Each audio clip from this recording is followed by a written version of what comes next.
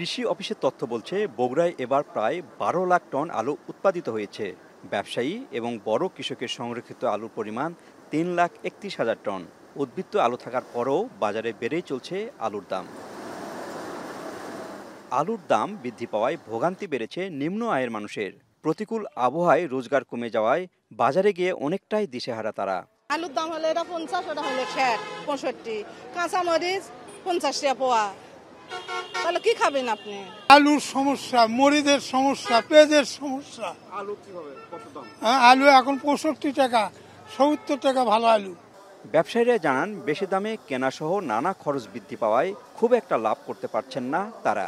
আলু খারাপ বাড়ায় লিভারি, আবার ভ্যান দিয়ে বহন করে নিয়ে যাওয়া লাগে। এখন আবার কাঁটা করে বাইর করে সেই আলু ঢালে শুকে বস্তাকে ৩-৪ করে খারাপ বাড়ায়।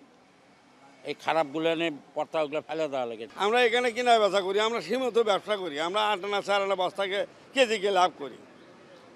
যারা কিনে রাখছে তাদেরও তেমন তো লাভ নাই, ৪-৫ টাকা লাভ করতেছে। ৪৫ থেকে ৪৬ টাকা পাইকারি দেওয়া হচ্ছে।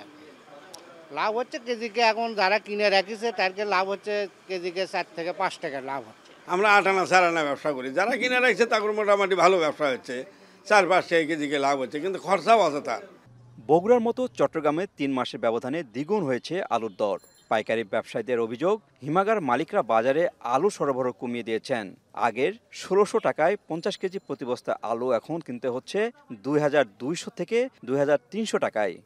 ৪-৫ মাস আগে বেচছি ৩২ টাকা ৩৩ টাকা, লাস্টে আপনার ওই আলু হয়ে গেছে দিনের দিন একদিন ২ দিন পর বাড়ি গেছে ৪৭ টাকা কিনতে গেছে। বৃষ্টির কারণে ২ বার নষ্ট হয়ে গেছে। নষ্ট হওয়ার কারণে ফলনটা কম হয়েছে। যে ফলনটা বাড়তি হইলে তো আলুর রেটটা কম হইতো, যে ফলনটা কমের কারণে মানে আলুর রেটটা কিন্তু কি বেড়ে গেছে।